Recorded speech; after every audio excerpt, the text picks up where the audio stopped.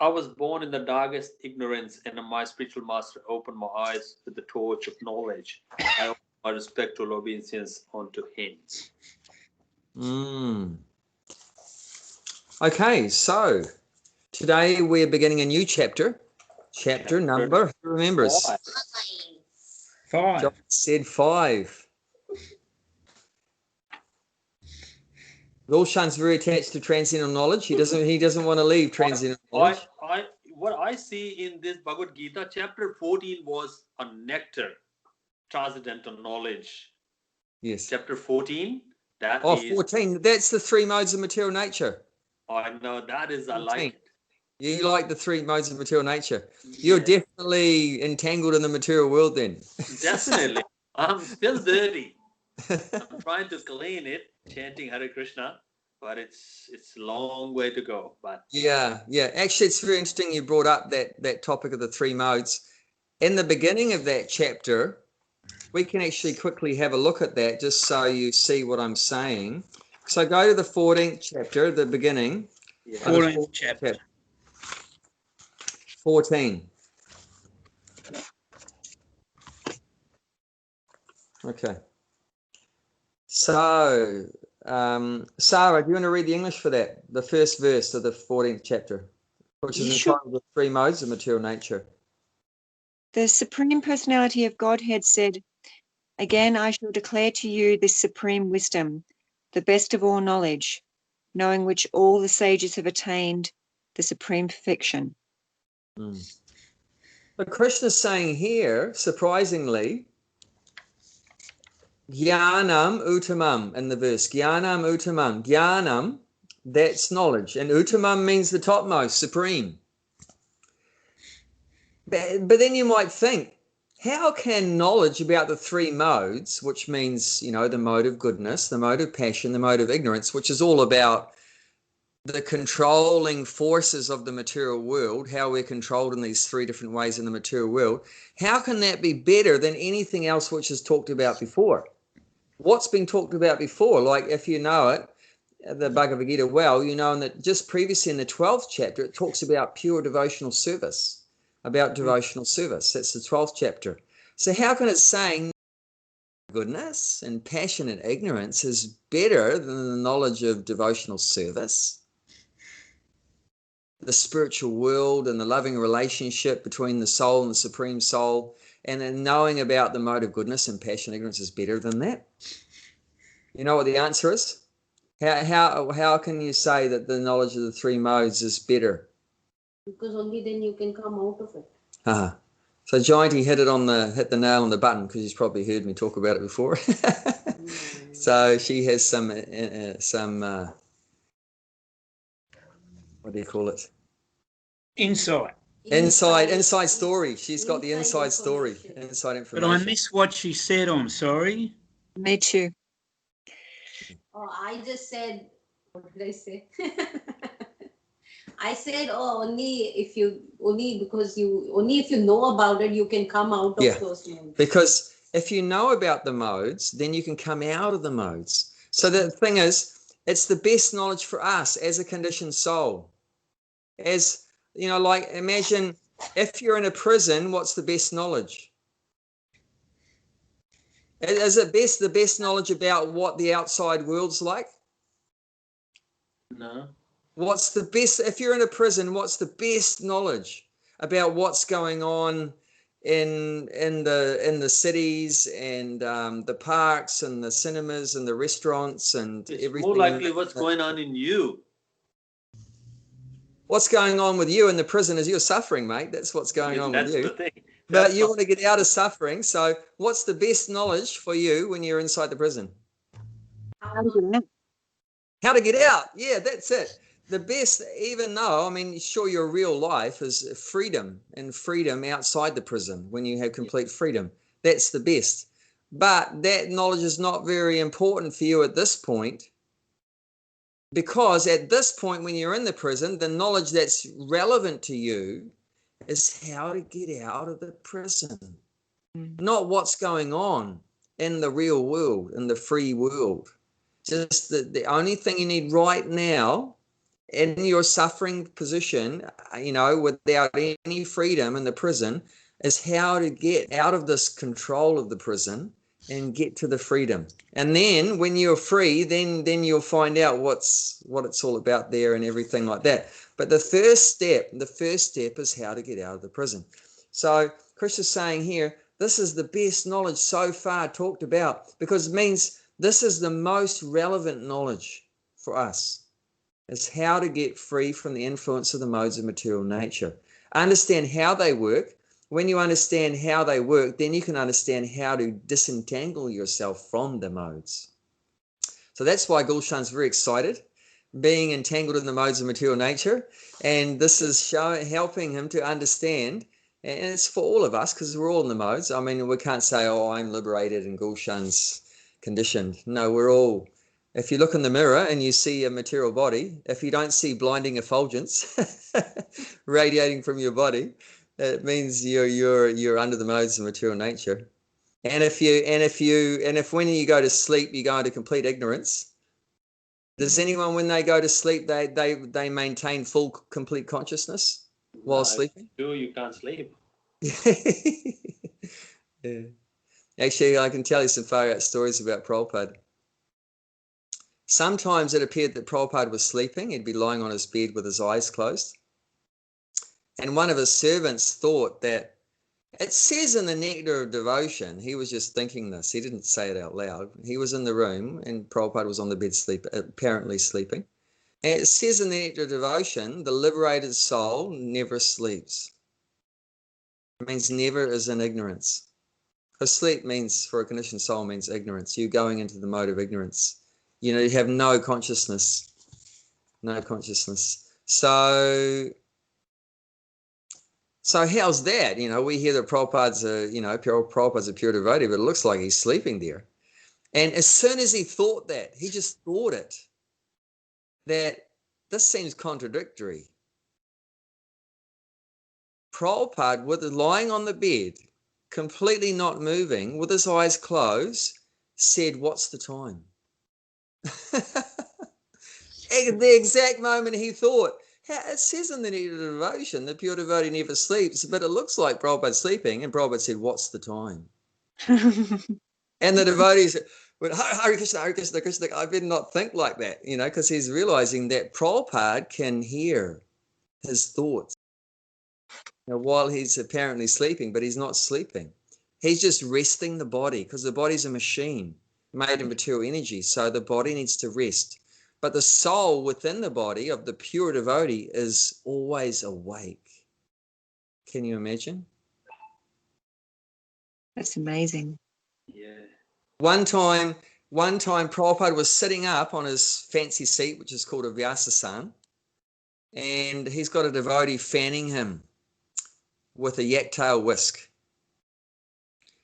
And it looked like, once again, that Prabhupada was sleeping while sitting up. Has anyone fallen asleep sitting up before? Raise your hand. Yeah. No? Yeah. I did. You should try the Hare Krishna lifestyle for a while, of getting up at 4 o'clock in the morning and go to bed at about 11 o'clock at night every day and not getting a chance to rest during the day. And then you'll experience that you can even fall asleep while standing up. Standing. Yep. I've fallen asleep while walking, chanting my rounds while walking, and I ran into things, because that's how I knew I fell asleep, because I ran into walls and pillars and all kind of things in a temple in Auckland. Because I used to get up before 4 o'clock to dress Prabhupada before Mangalarti. So I'd sleep in the temple, get up at 3:30 or something, get up at 3:30, dress Prabhupada, have Mangalarti at 4:30, do service the whole day long, and I'd sleep in the temple, so I had to be the last one to take rest. So after deities, last artis at 9 o'clock, then no one else was stupid enough to be out that late at night. But the Krishna's food, the prasadam, comes out then. 3 sabjis and puris and hot milk and halava. So I used to eat all of that every night. You'd be pretty exhausted by the time you go to the bed. You'd be complete KO. Well, I don't know, it was just so ecstatic. And I used to lock up the building. I think the gas was off and the doors were shut. And then set up the fire, and this is in the winter, set up the fire so it'd be ready for the next morning to light the fire for the devotees, so the temple would be warm for the devotees when they came. And but yeah, when I'd really struggle would be when I got up in the morning after going to bed at like 10:30 and get up at 3:30, and then I would be chanting Hare Krishna, and then I just lose consciousness while walking. I never even attempted to sit down while chanting because I couldn't even stay awake standing up, let alone sitting down. And then I'd just be walking, and I just come awake as I crashed into some object in the room. And the only time I haven't seen devotees fall asleep is while eating prasadam. Every other time. Unfortunately, they've also fallen asleep while driving cars, and that's not very good. You know, a lot of devotees have left their body, have died because of falling asleep while driving. And then it's because, you know, the lifestyle can be very intense and not getting much sleep. But they shouldn't do that. I mean, I'm not recommending that. That's very foolish, actually. Every devotee's life is so precious.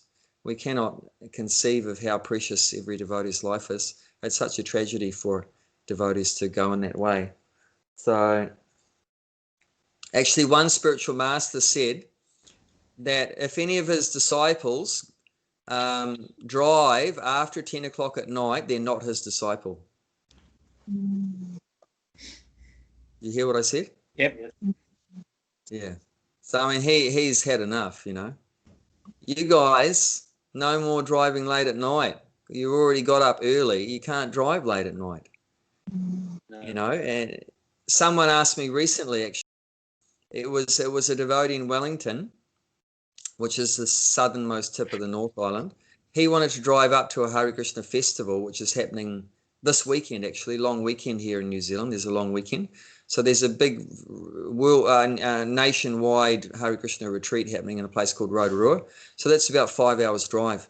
And they were planning to, you know, finish their work off that day and everything on whatever Friday or whatever, and then drive at night and go to the festival. And arrived the next morning, and he asked me, "Are you going to come too?" He says, "Are you going to come?" I said, "No, I'm not going to come." And I said to him, "You're not going to go either, because I don't want you to drive at night, because, you know, I love the guy, he's my friend, you know, and I don't want him to take that risk. You know, they're already tired for getting up early and then drive through the night." I said, "It's not worth it. Stuff the festival if that's what you have to do." I said, "If you have a brain, that you just take a day off work and leave early or whatever you have to do. It's better to miss out on $200 than miss out on 20 years of your life, you know." So, and you write your car off and everything else. So, and your kids never see you again, you know. So stuff the $200 or whatever. Do whatever you have to do, but don't drive at night, you know, like that. It's not worth it. You know, so we go to sleep and we're ignorant. Getting back to that again. That's why you leave the bhakti tree on Saturday early. Try to leave as early as possible. Yeah. I used to always shout at him. And have some green apple or ginger beer or something. Yes. But it's only an hour drive. It's not like 4 or 5 hours. Johnny's saying we're missing all those bhakti tree drinks now. Well, we are still here. We haven't moved. No, we're waiting for lockdown to lift off, and then you're the one moved. We didn't move. It's not fair. I mean, now Australians opened up to New South Wales, opened up to New Zealand. We can fly over there now, but I can't come back without being locked up for 2 weeks. They put me in quarantine and make me pay for it. You don't need to go back. Stay there 6 months. It'll be back to normal. Yeah, I hope that. Yeah. So anyway, getting back to that. So Prabhupada was sitting up. And it looked like to the servant who was fanning him that he'd fallen asleep. And he thought that again, you know, that I'd read that the pure devotee never sleeps, but it looks like Prabhupada's sleeping. What's going on? And as soon as he said that, Prabhupada asked him, what's the time? He asked him, what's the time? Just, why did Prabhupada need to ask that? He didn't. It's a stupid question, really. What's the time? But he's just saying that just to check his disciples' wayward thoughts, which is actually offensive, to be critical to a pure devotee of the Lord, to think that he's actually one of the verses. Let's see if I can remember from Srimad Bhagavatam. Acharyam mam vajaniyam navamanye takaichit nabudyasuy nabudyas. I'm missing out. Namacha budyasuyeta.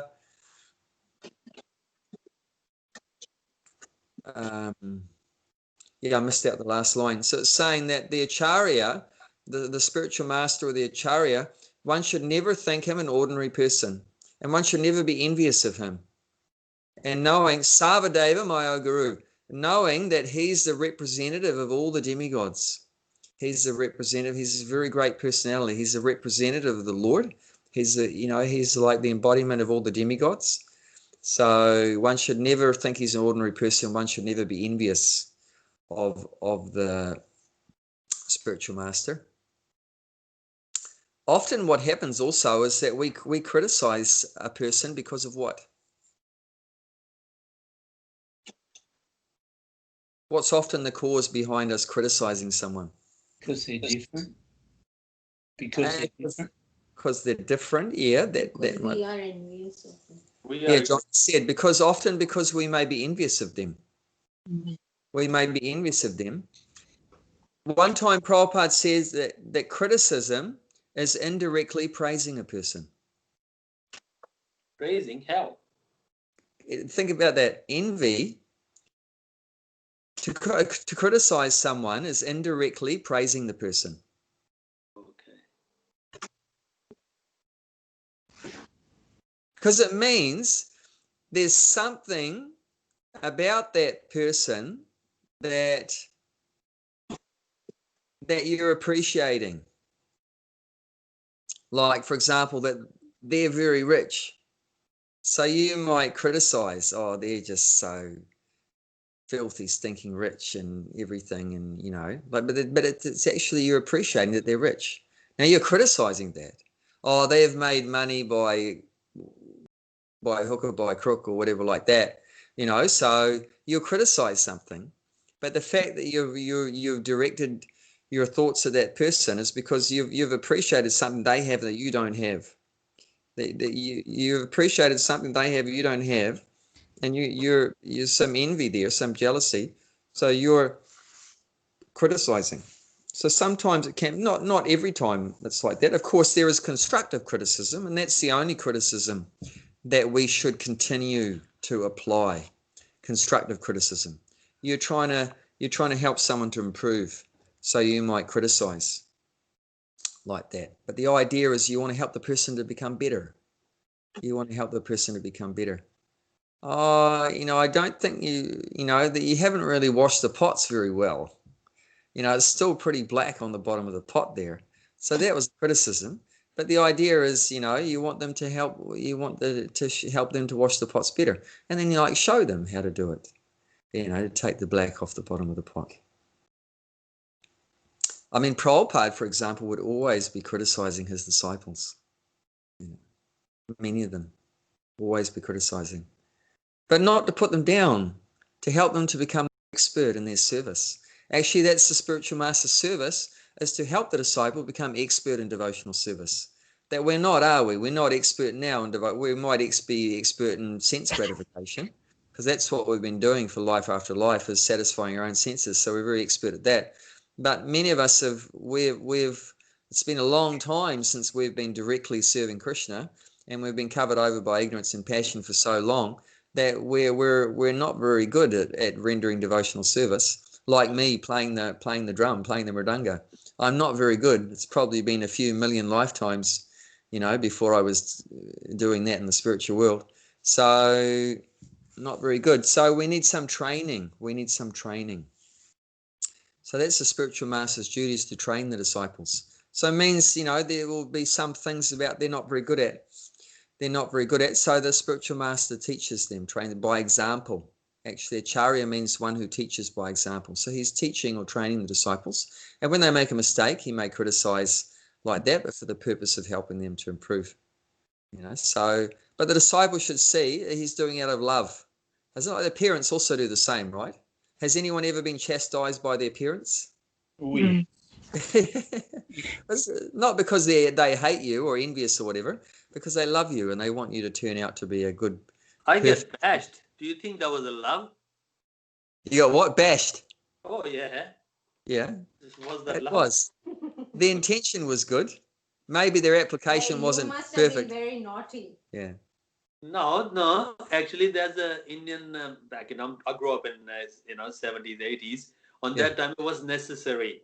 My dad used to change the school if the teacher doesn't bash because they said teacher's no good, and he changed the school. Yeah. Yeah. So sometimes, like I'm saying, it can be misapplied. So sometimes criticism and everything can be over the top or unnecessary or whatever. But it can have some positive uses.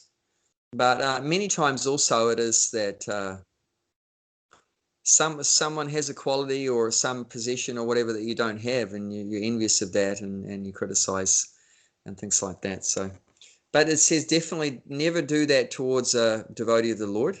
Never become envious of devotees. That's very destructive for our own Krishna consciousness. If we have any bad feelings or bad thoughts to devotees, we should remove that from our consciousness, because that's going to be a big stumbling block, a big obstacle for our own Krishna consciousness. Why is that? Because you can't do with the Krishna devotee. Krishna won't be happy with that. Yeah, because Krishna's not going to be happy with that, because Krishna loves his devotees. So if you don't love his devotees, if you hate his devotees, then I love Krishna so much, but I hate his devotees. Well, what Krishna's going to say, mate, here's my foot coming at your backside. He's going to kick you a million miles away. So, it's no point trying to, I love Krishna, but I don't like the devotees. Like there's that saying, right? First love my dog. You want to love someone, first of all, you have to love his dog first. Like a rich man with a dog, right? You want to have a nice relationship with a rich man, but you kick his dog in the head. But how far is your relationship going to go with the rich man? Not very far. Not very far at all. He's going to say, I never want to see your stinking face again. So you got to whoever he loves, you got to love. And that's why devotee, like we read in the 12th chapter, which is devotional service, and other chapters, that the devotee is respectful towards all living entities. Because actually, why does a devotee need to be respectful to all living entities? Because Krishna loves all living entities. Because what's Krishna's relationship with all living entities? Well, they're his. Krishna They're his. in everyone. He created them.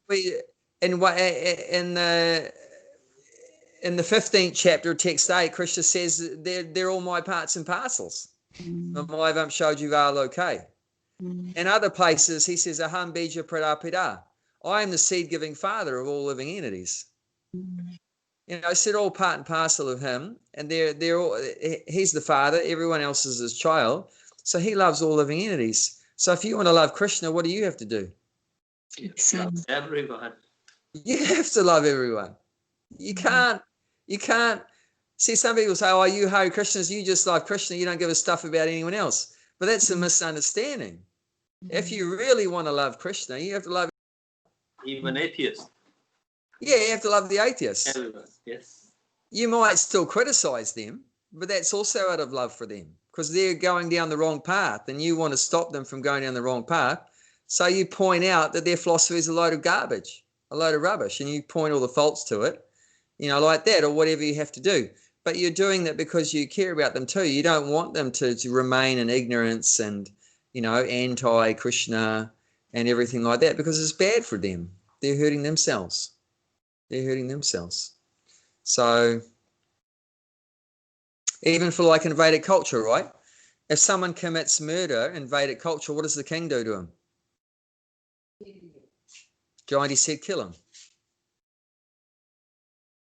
In Vedic culture, if you commit murder, if you kill another human being, the king will kill you. He'll pull out a sword. No need for a court or a prison.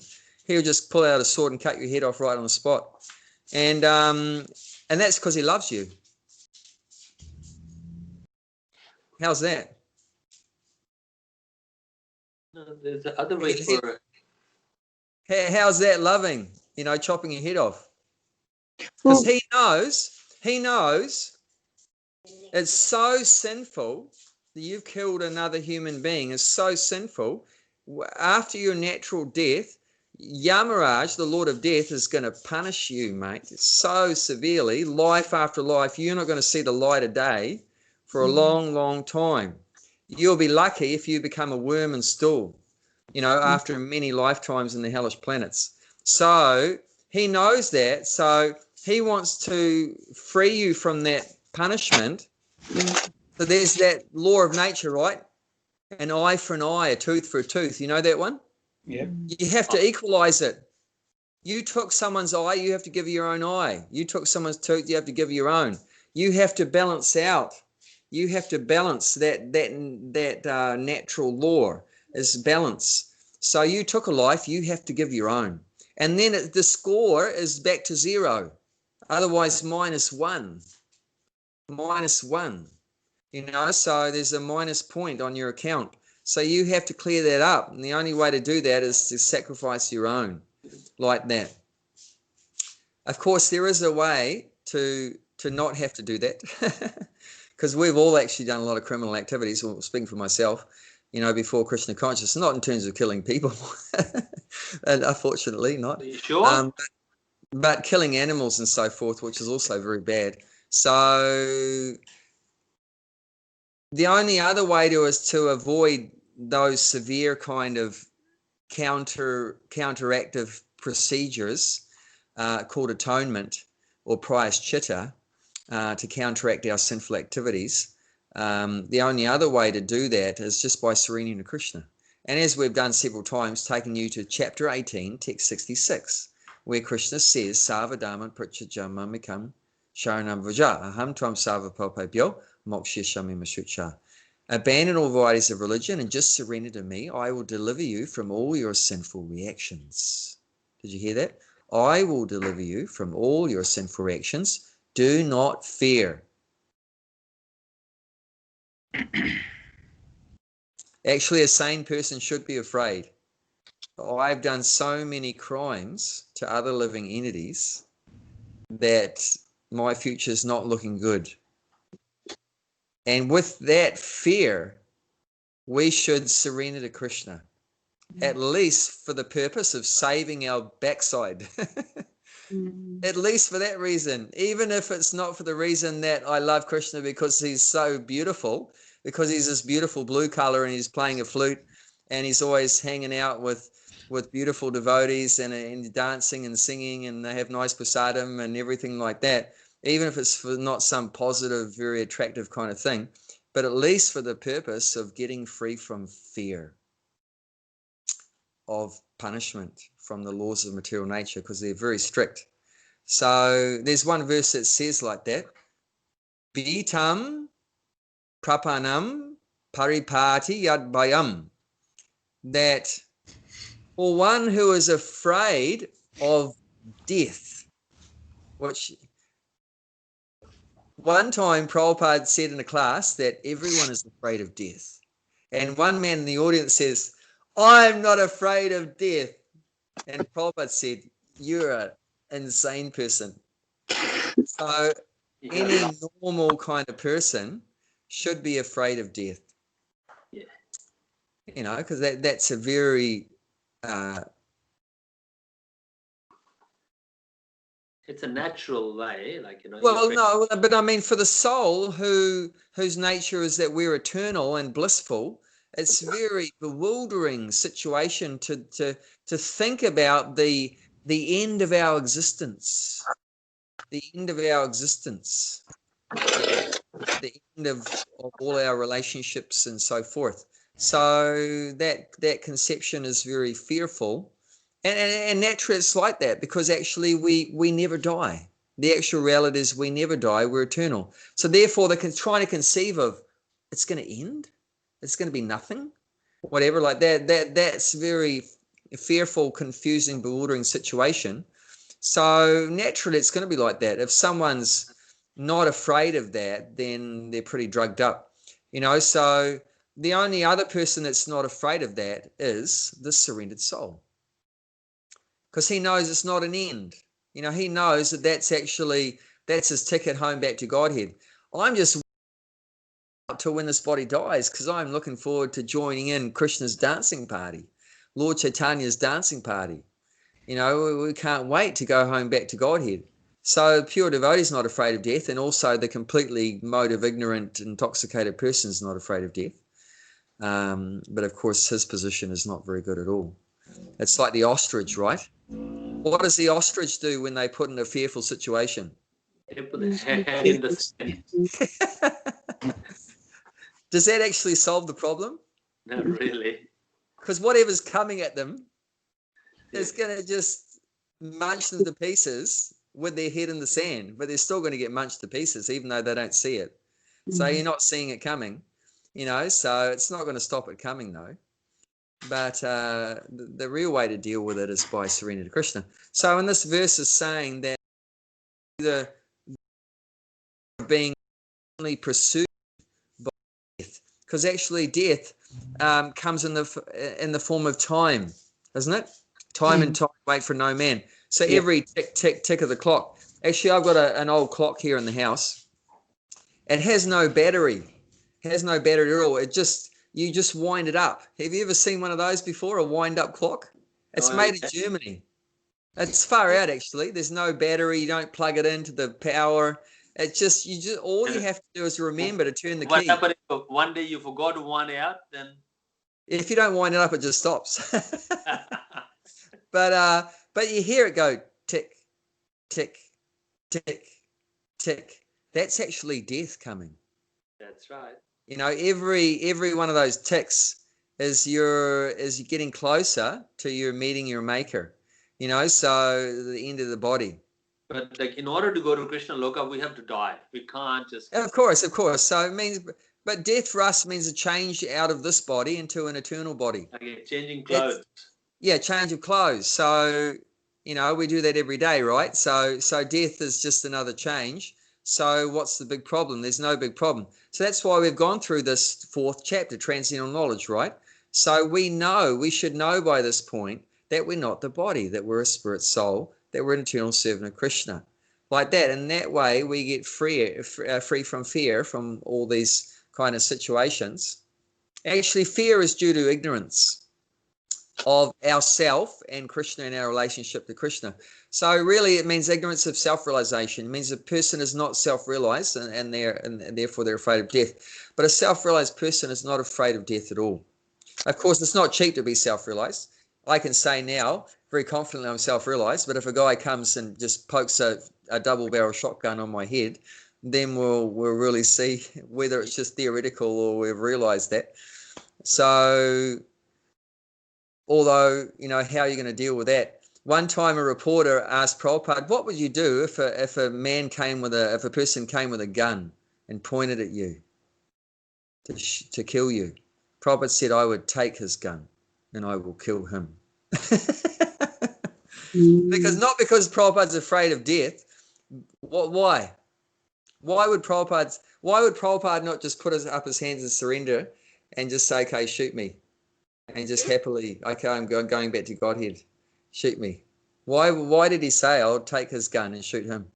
I mean, he would try to defend the body. He do his karma. He don't really, the Arjuna as well don't want to fight. You gotta fight. Yeah. Fighting to protect what? Win and lose no matter, but you gotta fight. Yeah. But why would Prabhupada not accept that person just killing the body? Why would he try to protect the body? So Johnny said in the background, because he's doing some very valuable service. Yeah, this guy doesn't have the right to take Krishna's property. This body this body I'm in is Krishna's property. I'm not this body, and I'm not attached to it. But you don't have any right to destroy, to vandalize Krishna's body. So he's thinking, I'm protecting. I have to do my duty, like Gulshan said. I have to do my duty is to protect this body. You can't do without instructions. If Yamaraja comes, that he also under the instruction of Krishna. Means nobody can do it without the instruction of Krishna, and that guy comes without instruction. Well, I mean, see, the thing is, heaps of people get blown away, and all kind of funny things happen to people and animals and so forth. And Krishna's sanctioning it all, but nothing can happen, like they say, not a blade of grass moves without the will of the Lord. So it's all happening under his sanction. He's sanctioned it, but it doesn't mean he wants it to happen. No. You see the difference? Yeah. Whatever happens means God, he knows about it, and he's allowed it to happen. But because he's allowed it to happen or sanctioned it, okay, mate, you go and shoot that guy in the head. Does that mean that he wants it to happen? No. No. No. But he sanctioned it because he doesn't interfere with the living entity's free choice. He doesn't interfere with their free choice, but he does give you the reaction to your activity. That one you can't escape. You can do whatever you damn well like. You can stand on the street corner naked if you like, but then you're going to have to get the reaction. One is that probably the police will put you away for being a loony. But the other one is that when you die, you'll take birth in the body of a tree probably, because trees are standing naked, exposed to the elements, right? Yeah. So do you know what the reaction of going around naked is you take birth as a tree. There's quite a few trees around in Australia and New Zealand, aren't there? Yes. Some of them were human beings in their last life. The last 400 or 500 years. And that's a bummer. You're in a human body and you fell all the way, what do they call it? Devolution. You devolved, through millions of species into a non-moving species of a tree, which is stuck in the especially you wouldn't want to be stuck in Australia. It's like plus 47 in the summer and minus 7 in the winter. And then you got 4 years of drought, and then you got a forest fire. After standing there for 500 years, you get this blazing fire that some nutcase down the road started on purpose, and then you not only that, what happened if you got a termite, you're dying every day. Then the white ants come and chew your feet out, and then you fall over. So I mean, that's the thing. So you can do whatever you like in a human form of life, but then you have free choice, but then you're going to get a reaction. That's the thing. You can't escape that. Start with the clothes on. Yeah, so keep the clothes on, unless you're having a shower like that. So even shower as well with the clothes on. Yeah, so anyway, we've talked about a few things. I mean, all interesting things, but we should get back to our... So yeah, the three modes of material nature, it's very important for us to understand because we're under the control of the three modes. So we should understand how they work, how they entangle us, and how to get freed from them, how to get freed from the modes of nature. And at the end of the 14th chapter, the second to last verse of the 14th chapter tells us how you can become transcendental to the modes of material nature. Does anyone know? What's the ultimate process for getting free from the modes of material nature? Mam chayo vyabacharena bhakti yogena sevate sagunan samatityaitan brahma bhuya kalpate. By unfailing devotional service, one can immediately transcend the modes of material nature. Sagunan samatityaitan. One can immediately transcend the modes of material nature, surpass the modes of material nature, and attain the Brahma Bhuta, the spiritual platform. So that's how we can get free from the modes and attain the spiritual platform, is by unfailing devotional service. Notice the word unfailing. Yes. Don't fail. Don't stop it.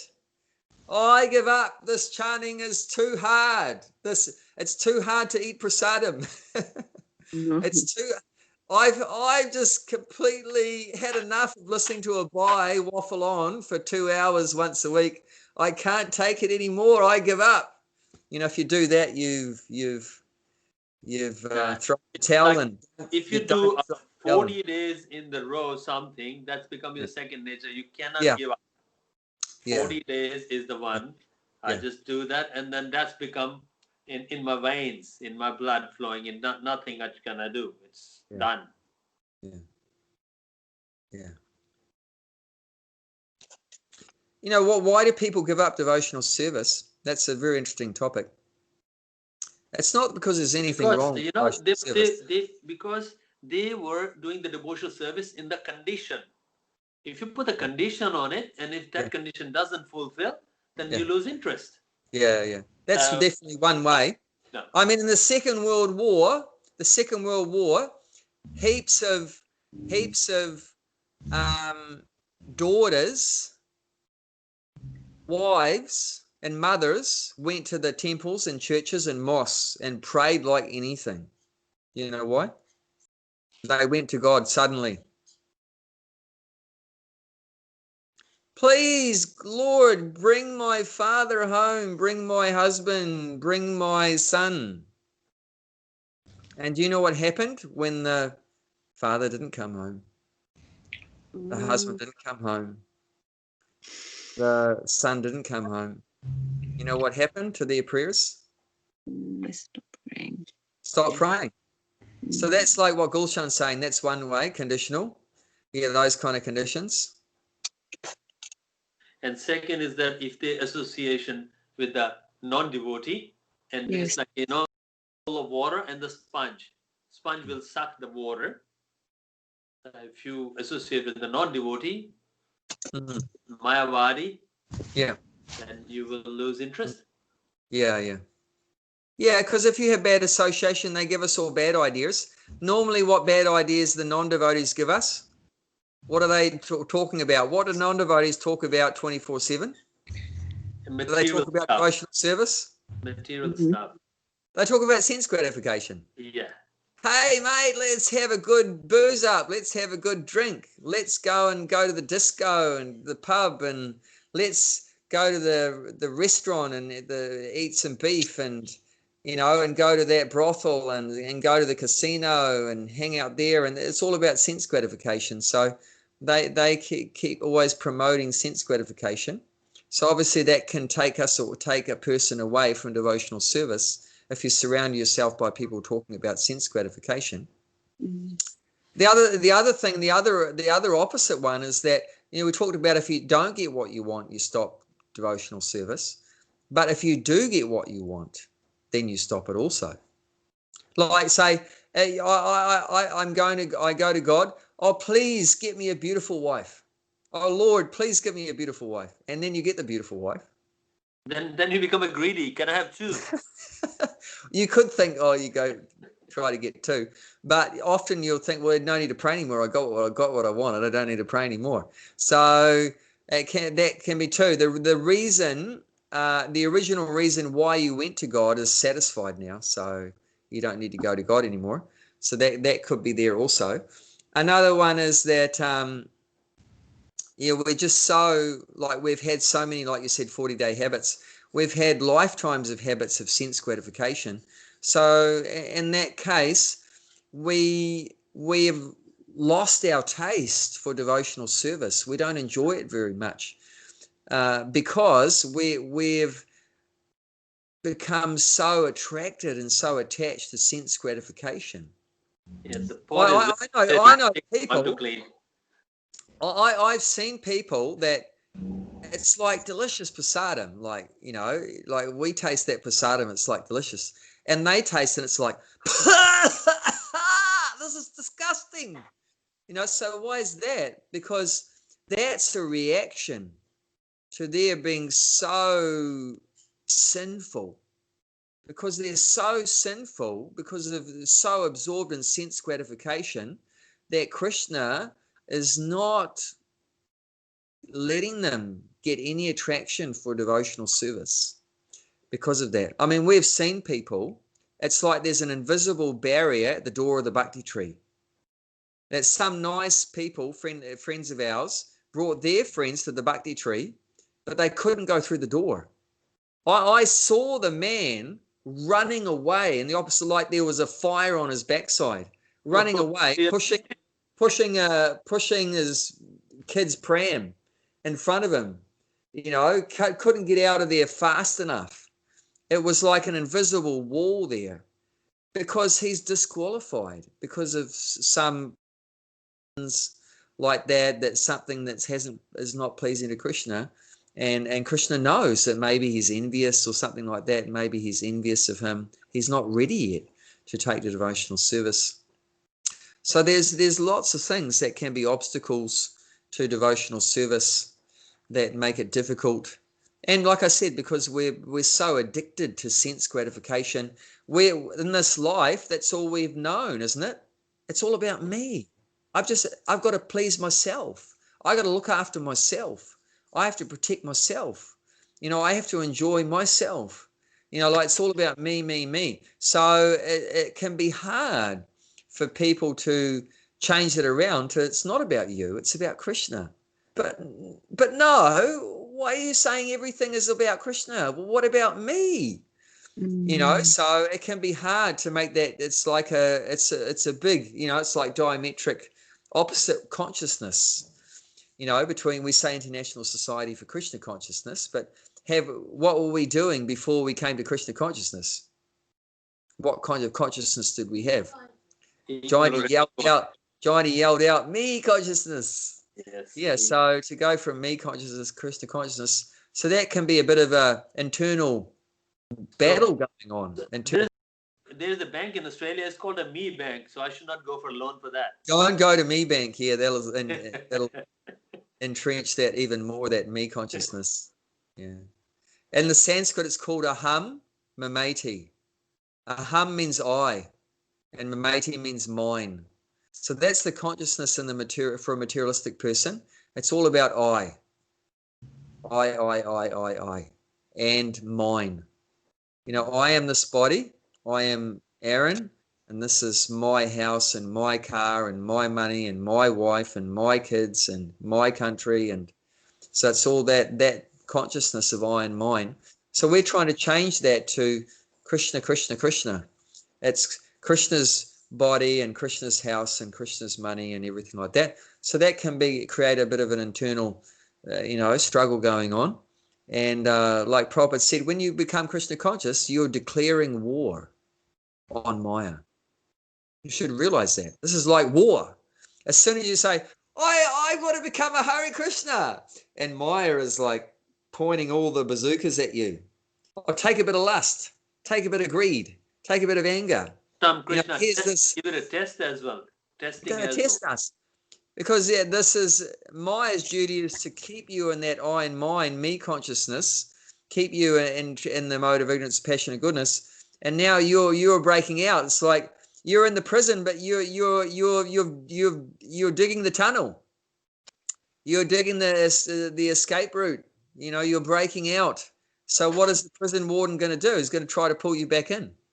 He's not going to just say, "Oh, go for it, mate. Keep here. Here's another shovel. I'll help you." No, he's going to try to pull you back in. That's his job. Actually, the person in charge of the material world is Krishna's servant. But that's her service, Durga.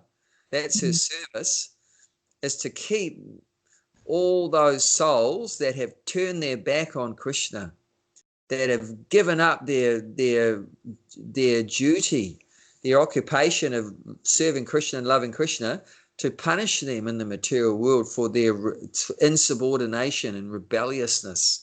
So that's Maya's job, to punish those souls like that. But I mean, for the purpose of correcting them, And we see that the suffering of the material world does have that effect. And of course, the 4 different kinds of persons, I mean, you can look at that, and I think that's the 7th chapter, text 16.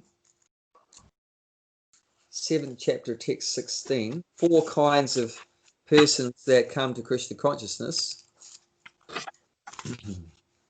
Oh, yes. The one is diagnosed with cancer. Yeah, that's in the first category, the distressed. So this is 7th chapter, text 16. So these are 4 kinds of people that come to Krishna, come to surrender. And the first category, I think that's the main category. I think most of us would fit into the first category, that we came to surrender to Krishna because of distress, because of the cancer or whatever else like that. And then what are the other categories? I know there's the wise, the inquisitive. And Johnny said the other one, looking for wealth. Looking for wealth. Yeah, that's because that's one she was after. Uh-uh. I was distressed. Johnny just called out, no, she wasn't. She was distressed. So, yeah, and some people approach the Lord because they're just searching for truth. They're wise people searching for truth. So that's a very rare category. And in the next verse, Krishna says of the 4 categories, that's the best. That's the best of the 4 kinds of people, is those that are wise and searching for the truth. But they're very rare. They have knowledge and they're searching for the absolute truth. But yeah, so this distress is brought about through Durga, through the material nature, and it has a very positive outcome in that it does tend to force us to cry out to the Lord. I'm completely sure if you're in a plane and all the engines suddenly cut out, that everyone in the plane's going to start praying. When you're in distress, naturally that God consciousness comes out. What does that show you? It's amazing. If you think about that, you've been a complete atheist your whole life, and you're in a plane, the engine cuts out, or someone pokes a gun in your head, then you just start praying. What does that indicate? It's your original nature. It's your original nature. Mm. But you had to be put in that extreme distress for it to surface. But it's there. It's deep down. Even you're a hardcore atheist. I hate God. There's no God. Even hardcore. But deep down, there's a relationship there with God. There's a relationship there with God. Through life after life of trying to ignore it, that's there, but still it's there. It's still there. You can't escape it. Deep down in the core of our heart, or the core of our consciousness, we have a consciousness of God. And it just comes up automatically. It wasn't like the passenger next to you said, hey mate, you better pray to God. You better hurry up and pray to God. No, it just automatically comes up. It's already within you. So, where did I learn Krishna consciousness from? I didn't go to India. I didn't go to India and get training in Krishna consciousness and everything like that. Of course, I met a devotee, but you've done something from your past life, and yes, it's already there from however long we want to go back. One life before, or 10 or 100 or 1,000,000, but it's there in every life. It's there. There's a connection. It's never gone. It's never gone. It can be covered over. You can really cover it over. Like if you get put in the body of a tree, your Krishna consciousness is seriously covered over. That tree is not going to be expressing much Krishna consciousness at all. But even there within the tree, it's there. It's there, but it's just so covered over. So covered over. There's so many trees around me. I want to go and chant to all of them now. You can. Actually, Lord Chaitanya asked Haridas Thakur, one of his great devotees, how do we benefit all the non-moving living entities? That means trees, right? When you say non-moving, that means trees. And Haridas Thakur said by loud chanting of the holy name of Krishna. And Lord Chaitanya was very pleased. He said, yes, that's a fact. So even loud chanting can even benefit the trees. And some people say, why are you guys so loudly chanting? Why don't you chant silently? In some spiritual paths, their process is to chant silently or very softly. Complete silent meditation, isn't it? Or softly chanting, just for their own, so they can hear. When you chant just so you can hear, do you know what that's called? When you chant loud enough, only you can hear, what's that called? That's called, Jayanti said, japa. Hare Krishna, Krishna Krishna, Hare Hare. Hare Ram, Ram Ram, Hare Hare. Hare Krishna, Krishna Krishna. That's kirtan. So when you chant loudly, that's kirtan. When you chant softly, that's japa. I've got a question. But hang on a sec. You asked a question. But Haridas Thakur said the loud chanting of Hare Krishna is 1,000 times better than the soft chanting of Hare Krishna, because you're benefiting not only yourself, but all the other living entities. All those millions of bugs and germs and moving and non-moving things around you are benefiting. So it's 1,000 times better to loudly chant. That's why Jayanti and I, and one woofer we had here, went out to the nearest town, Kaitai, today, and we loudly chanted Hare Krishna. That was very nice. And many living entities got the benefit. And some of them went, Hare Krishna! And we actually passed by one like fish and chip shop and chanting. And I recognized the guy that walked in there when I walked past. So I wanted to pass a message on to him. So, and I came in behind him, and there was a conversation going on in the shop, and they were talking all about Hare Krishna. We'd already gone and left. But they were talking now, not only we were chanting, but they were saying, oh, Hare Krishna is this, and Hare Krishna that, and Hare Krishna this, and there was a whole conversation going on.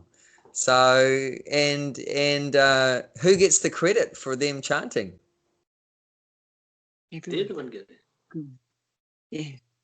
So that's good, isn't it? Do we need some more credits? Who needs some more credits? Yeah. Isn't it? We need lots of extra credits. Even we got a chicken and chip shop next door to us. Yeah. Now they come into having a meal. Yes. They're having a takeaways. I Yeah. said, oh, okay, fine. Yeah. And they really like the date slice and takeaway, like, buffets and all that.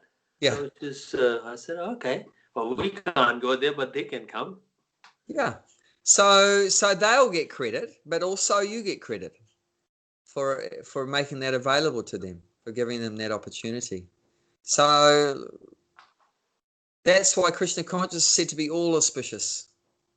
Auspicious, someone asked me, what does auspicious mean?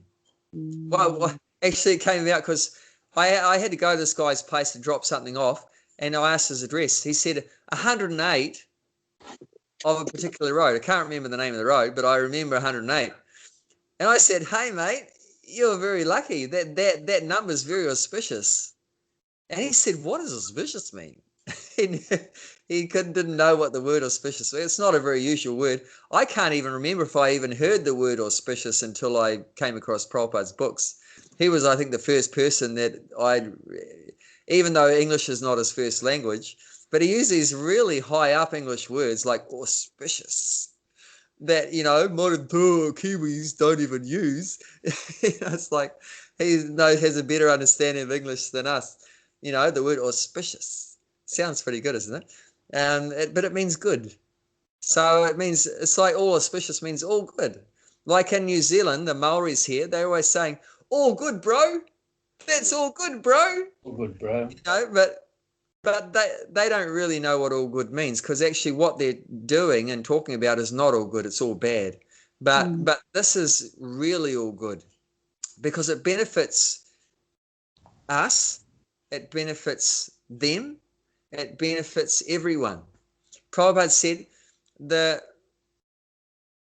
person that chants benefits, the person that hears benefits, the person that inquires, means ask questions, benefits. I mean, it's all good. Everyone benefits. Whatever interaction, somehow connection with Krishna, any kind of connection. Like I said before, right? Just the tiny connection. Like the man went to the temple from the village, went to the temple in the forest. He had to walk through the forest path. After he took prasadam, he was walking home on the forest path. He was eaten by a tiger. And the tiger was killed by a hunter. And the Tiger had the prasadam. Because he didn't go to the temple. He didn't have the prasadam in the temple, but he had the prasadam that was inside the person that he ate. And he went back to Godhead. So that's all auspicious, isn't it? What better can you have than that? one of our great acharyas, Vaishnav Sampradayas, because in the beginning of the 4th chapter, right, we talked about disciplic successions. That's when the subject of disciplic successions comes up in the beginning of the 4th chapter. So there's actually 4 disciplic successions. So one of them is the Sri Sampradaya. So that starts off from Lord Narayan or Krishna talking to his wife Lakshmi, and one of the great acharyas or teachers in that line is named Ramanujacharya. So one time Ramanujacharya, they were with his disciples walking past a lake, and he threw some prasadam in the lake, and some fish ate the prasadam. You know what happened to those fish? Liberated. They got liberated. What does that mean? They got liberated. Those fish bodies turned into the original body of those souls, which were 4-armed forms, Vishnu forms. They're called Vishnu Rupa, Vishnu Duta. So they all those fish turn into this beautiful blue person with 4 arms, on the spot, just by taking that prasadam. And then they ascended to Vaikuntha, to the spiritual world. And all the disciples asked a very natural question after seeing that. Well, you know what they asked? Guru Maharaj, we're eating the same prasadam every day. Why doesn't that happen to us? I don't have another 2 arms. You know what he said? Because you make offenses. That's why you're not getting liberated. Because you're doing, these are very wonderful things. Like to take prasadam is very good, but then we do very bad things, and we're counteracting it. We're counteracting it. But for the fish, they're not making any offense. They're innocent.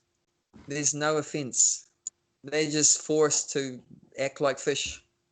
But we are not forced to act in any way. We have free choice. We have free choice, but we don't use it properly. So because of that, we don't get an immediate result. Like if we chanted the Hare Krishna mantra just once, purely, without any offenses, you would immediately get love of God on the spot. Immediately.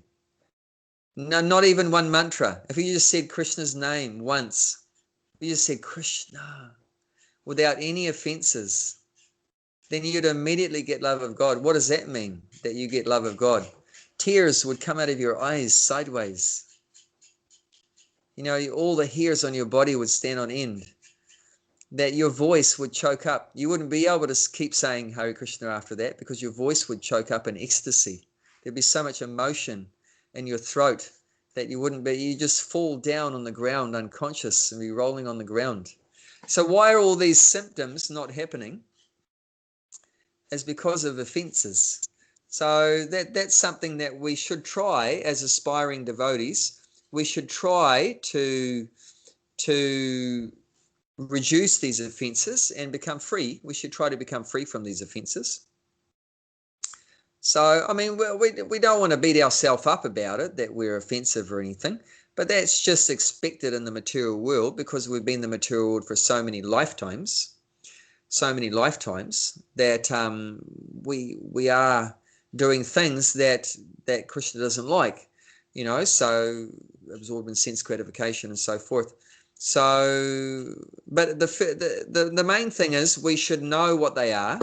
We should know what basically offenses means things that Krishna doesn't like. In Sanskrit, it's called aparada. A-P-A-R-A-D-H-A, aparada. They're called aparadas. So, apa means against, and Radha, you know what Radha is, right? So Radharani. So, and she's the queen, the goddess of devotional service. So she is the mother of devotion and the source of devotion. So you're going, anything you do that's against her or against devotional service, Anything that's opposite, opposing to devotional service is an offense. Opposing. So there's 10 offenses mentioned to the holy name. I'll just say one or two of them, just to give you an idea. So the first one is to blaspheme devotees who have dedicated their lives to propagating the holy name of the Lord. So blaspheme means to, like we said, criticize, right? We're talking about that. Don't criticize devotees. So that if we do that, if we criticize devotees, that's an aparada. That's an offense to the holy name. And then don't expect that when you chant Hare Krishna, you're going to be in great ecstasy. You won't, because you've offended the holy name. You're not going to taste the real nectar of the holy name. So I'll give you one little story from Prabhupada about this. Prabhupada was in one room talking with some devotees, or doing something in one room. He could hear through the wall of the next room some devotees talking about some other devotee. They were gossiping about another devotee. And Prabhupada said, go to those devotees immediately and tell them to stop this. He says, you tell them to stop this immediately. If this kind of behavior continues, this will destroy our movement. This will destroy the Hare Krishna movement. So Prabhupada took it very seriously, because this behavior is very displeasing to the Lord. That, people or devotees are criticizing other devotees. Especially devotees should know better than that. We shouldn't criticize others. Like I said, constructive criticism. If a devotee is doing something wrong, go to them and say, I think this is, could be done better or whatever like that. But don't talk behind their back. Don't talk behind their back and, just for the sake of it, being critical, and it's not really benefiting anyone. It's not benefiting me. It's not benefiting the person I'm telling. It's not benefiting the devotee who you're talking about. So why do it? It's completely, and Krishna's not pleased, so why do it? So, and these are habits we all sort of have because of being in the material world. And like Prabhupada said, everyone in the material world is envious. So we all have this tendency of criticizing people and, being envious and so forth. But if we want to become Krishna conscious, we have to, this is underlined, must, we have to give up this kind of behavior of blaspheming or criticizing, especially devotees, but even non-devotees. We shouldn't, do like that. We shouldn't gossip and do all these things. And also, it's wasting time. And what Prabhupada knew is that they're spending the whole day gossiping. Is that what we're supposed to do? What are we supposed to do? Chanting. Is that what we're supposed? Is that your job, to gossip and talk about this and that and the other thing and all? What should we be doing? Devotional service. Yeah, devotional service. And what's the best devotional service? Chanting. Chanting, yeah. What kind of chanting? Hare Krishna. Yeah, chanting Hare Krishna. In what way? Softly, loudly? Loudly. Yeah, means going out and spreading Krishna consciousness. That's what we're meant to be doing. Whether it's through distributing books or distributing prasadam or the holy name, but we're supposed to be distributing Krishna conscious. But if you're just sitting around and saying he did this to her and she did this to him and they did this to them, and they're lazy bums and they're no good and they're useless and everything, and then that's not getting done. Then the expansion, the spreading, the expansion is not happening. And also, what are you doing to your own consciousness? If you're spending the whole day saying he's lazy, they're useless, they're dumb, they're stupid, they're lusty, they're always angry, they're puffed up, they're whatever. What those words, the vibrations of those words, what those vibrations are affecting who? Is it affecting the person you're talking about? He's not even there. Come back to It's us. not affecting him. Huh? Come back to us. Yeah. So what's going to happen to your mind, your consciousness, if you keep repeating the words lazy, lazy, lazy, lazy, useless, stupid, lusty, pig-headed, dumbo, moron, idiot. We're going to become like that. You're going to become like that. So whatever you think about, that's what you become. So why do we say the Krishna conscious movement? Because your conscious is supposed to be Krishna, Krishna, Krishna, not dumb, useless, lazy, moron, idiot. It's supposed to be Krishna, Krishna, Krishna. So if you keep thinking about Krishna, what's going to happen? You're not going to become Krishna, but you're going to become like Krishna. If you keep thinking about Krishna, eventually you're going to become just like Krishna. Do you know what color Arjuna's body is? Is it gold? It's blue. Blue was the Krishna's? Or Arjuna Yeah, is what? Krishna's blue. But Arjuna is always thinking about Krishna. So his body is also like Krishna's. Oh, thank you. Whatever you think about, you're going to become just like that. Like if you think always positively, you're going to become like that. If you think negatively, you're going to become like that. Of course. Yeah. If you're always enthusiastic, if you just try to be, there's a saying, right? Fake it till you make it. Yeah. I like that. Fake it till you make it. Even if you're not enthusiastic, just pretend to be enthusiastic, and you'll become enthusiastic. There's a saying: imitation of a good thing is a good thing. Have you heard that one? Imitation of a good thing is a good thing, because eventually it will become a good thing. It's not really a good thing now because you're just imitation, but you're imitating something that's good. So eventually you keep doing it. Eventually it's going to really be a second habit. It's going to become second habit. It's going to become who you are. So like that, we want to always try to. Once you're a liar, you keep lying, you become a liar. Yeah. If you talk about, oh, he's just a liar, they're always lying, and eventually you're going to start doing that. So it's said that a devotee should have a consciousness like a honeybee. What's the behavior of a honeybee?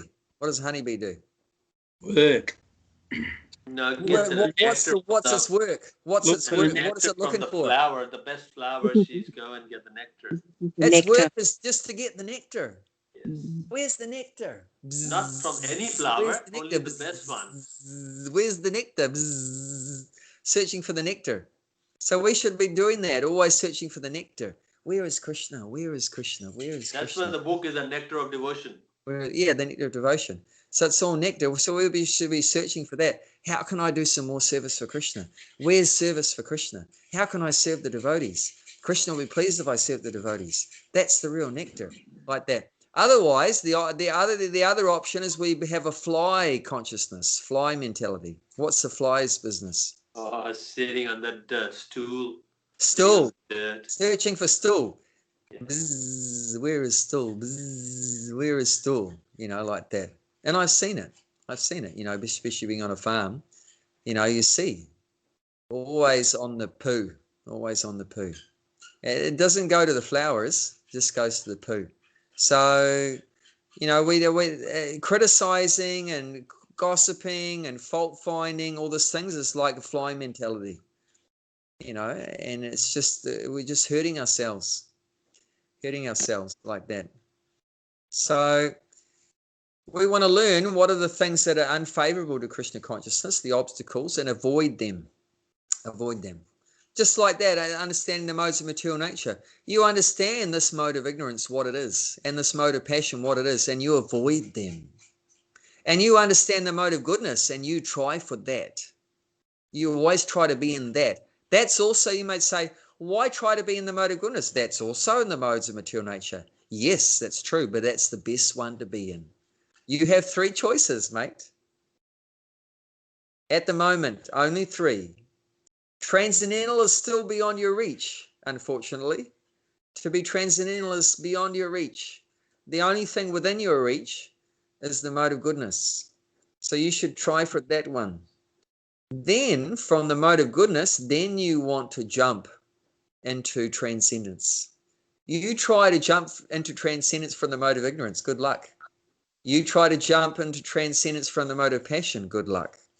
The best chance you have to jump into transcendence is from the mode of goodness.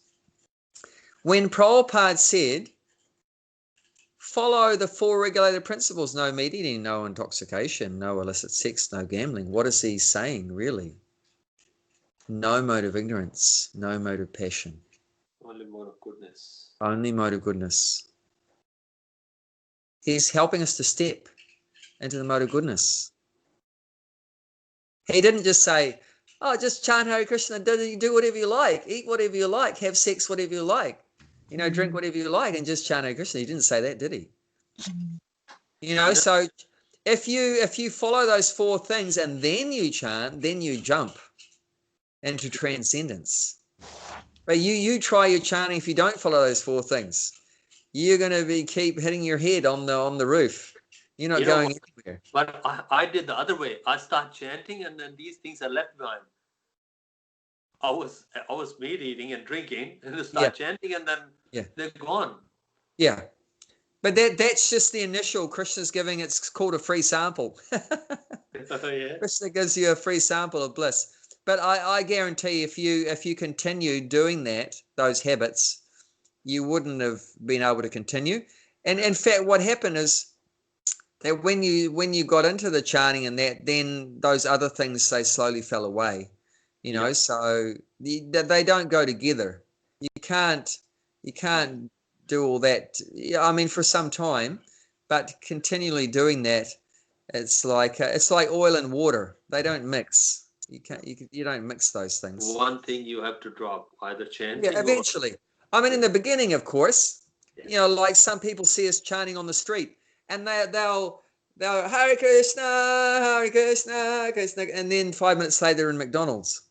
But the thing is, they can't stick to it. So, but initially, that's we're getting attracted by chanting the holy name, and Krishna will give us. They're getting some genuine pleasure from that. They're getting some genuine pleasure from meeting the devotees and chanting and taking prasadam and things like that. And if they're fortunate, then they'll continue and take it more seriously and then give up those bad habits. But if they continue the bad habits, then it's very hard to make serious advancement. Very hard. What do you think, Gulshan? Oh, these are the ones from lives and lives and lives. The pot is so dirty.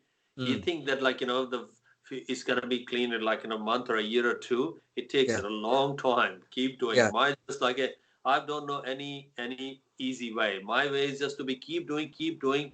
Make a coffee. One day you will do a good cup of coffee. That's it. Chanting. I don't put the time limit. That's it. Yeah. So Prabhupada said that spiritual life is difficult. He didn't say it's easy. Yes. And he said material life is impossible. He's not cheating us and saying it's easy. I mean, chanting Hare Krishna is easy. Taking prasadam is easy. Being with the devotees is easy. But giving up sense gratification is, for one that's attached to it, is difficult. And mental speculation, we're accustomed to speculating. That's difficult to give these things up. Not only it's difficult, but we can make progress. It's not impossible. We can make progress. But material life, he said, is impossible. Because even you become multi-millionaire and Bill Gates or whatever else, but eventually old age, disease and death is going to come take everything away. And when you start off in your next life from 0. So it's back to nothing. You never get anywhere materially. Like they have the word, right? 2 words, material advancement. That's actually incompatible. There's no such thing really as material advancement. There's no the only thing we're advancing towards materially is death. But there's no real advancement, because as soon as you get somewhere, you're pulled back down again to 0. You know what I'm saying? I mean, if you become rich and famous, successful, everything, but your next life is you're born as a cockroach or a dog, then where's your advancement? So you never really get anywhere. That's why it's called samsara. It's a circle. If you go in a circle, you never get anywhere, are you? Like that's what the mouse does, right? The mouse, they put the mouse on a wheel and it just keeps going round and round and round. So there's no real advancement. So you never really get anywhere in material consciousness. And Krishna he thinks he's going somewhere now. He thinks he is. Yeah. Like we put at night, we put our chicken and a rooster in a big pen, a big cage, and he's constantly trying to get out of it because it's got this chicken wire. It's like this small mesh like this. I don't know what he's thinking. He's going to find a hole one day. He's been doing it every day for like 2 months, and he's still trying to get out. But he doesn't realize there's no door, until I come in the morning and open the door. But he's thinking there's another door, but there is no other door. But he can't figure it out. And every day he's going, pick, pick, pick here, pick, pick, pick. He's poking his head in all the little holes, trying to think he's going to squeeze out of one, but there's no way out. But he just can't understand. So he keeps doing the same thing day after day after day after day after day. But what you gotta do is that one day you open the cage and chant Hare Krishna, Mahamantra. No, I do that every day. Did you? Oh, okay. Yeah, I do that every day. I chant to them. He will get liberated. And because the rooster's name is Krishna, so I say Krishna, and the girl's name is Gauri. Oh yeah. Gauri. Wonderful. Gauranga. Okay, so that's been very wonderful to talk about all these things. But before we run out of our precious time, as we're saying, that time is taking away our life. So, but not for us, because we're using our valuable time talking about Krishna. It says in the Srimad Bhagavatam, time takes away the lifespan. Every rising and setting of the sun, takes away the life of everyone except for those that use their time to talk about the glories of the Lord. So if you don't want to have your time taken away, keep talking about the glories of the Lord. So we're not wasting our time. We're using our valuable time talking about the glories of the Lord, and that's freeing us from the time factor, the invincible, infallible time factor, which takes away the life of every single living thing except for the devotees. It says in Srimad Bhagavatam, if you want to escape death, then what do you have to do? You don't know? You don't know what to do to escape death? What's the process to escape death? So you have to invite Yamaraj to the kirtan. Okay. Yamaraj is the Lord of Death, right? You have to invite Yamaraj to the kirtan. But in fact, you don't even have to invite him. He'll invite himself because he's a devotee also. So if you do kirtan, loudly chanting, he'll be attracted to come and hear. And that if he's coming to hear your kirtan, you won't have to see him as the all-devouring death come to punish you. If you do see him at all, he'll be helping you to go to Vaikuntha, to the spiritual world. Talking about how these great demigods come to the kirtan reminds me one time George Harrison, he gave a estate to the Hare Krishnas in the late 60s. That was the Bhaktivedanta Manor, it was called now, just out of London. And so that temple was turned into a temple, that manor. And one time Prabhupada started behaving very unusually in the temple room, in front of the deities, and the devotees were there. And he was like offering respects and praying and talking to nothing. And he turned around afterwards and said, "Didn't you see? That was Narada Muni had come.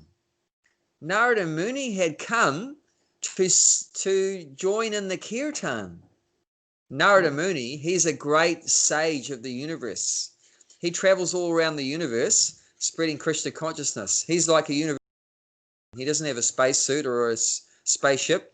He's so powerful. He's a liberated soul. He's a fully liberated devotee, and he just travels around preaching to everyone on every planet to become Krishna conscious. He's made so many devotees, I think more devotees than anyone else. if you look in the Srimad Bhagavatam, nearly every king and every Tom, Dick, and Harry there is one of his disciples. You know, he's made disciples out of hunters and great kings and materialistic people and all kinds of people. Even like Prahlad, even like the little boy Prahlad, right? That Nrsingadev came to kill Hiranyakashipu to save Prahlad. Prahlad is a disciple of Narada Muni.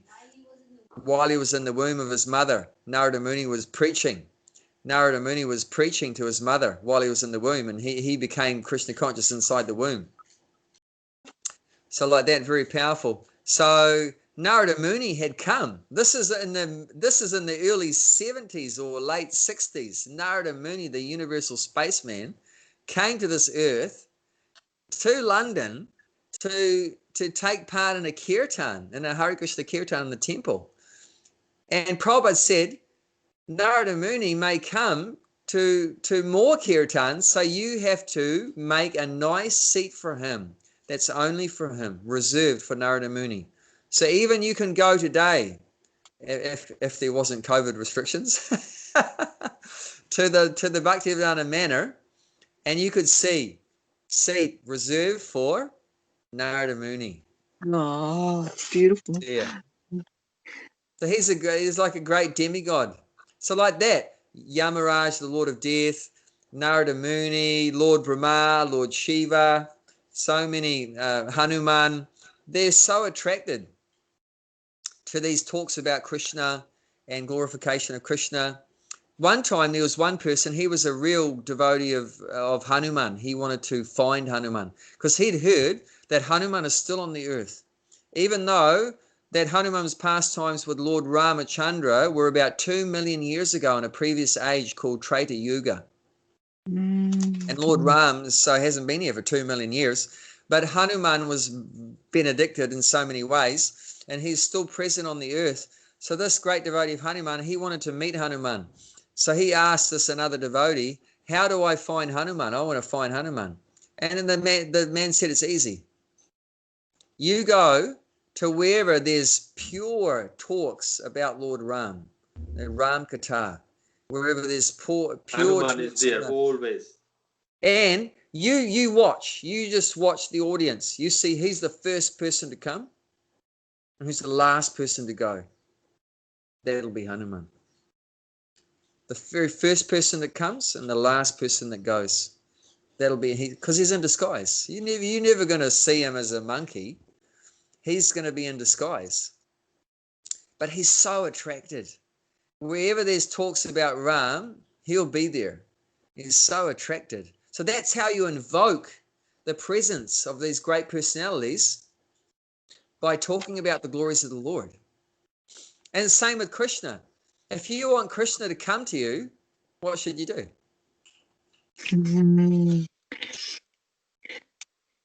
Talk about him. If you talk about him and you sing his names and sing his qualities and his pastimes, his activities with his devotees and his all these kind of things, that talk about his form, how beautiful he is, then he's right here. He's right here now, right with me here, and he's right with you also in hearing about him. He's present there. One time he was talking, that Lord Narayan was talking with Narada Muni in the spiritual world. And he told Narada Muni, Naham tastami vaikunte yoginam hridaya suva tatra tastami narada yatra gayanti madbhakta. He said, Narada, oh my dear Narada, I do not reside in Vaikuntha, in the spiritual world. I do not reside in the heart of the yogis. I reside in the heart of devotees. Wherever my devotees are singing my glories. Wherever my devotees are coming together to sing my glories, that's where I am. Don't come to find me in Vaikuntha, I'm not there. Don't come and look to find me in the heart of the yogi.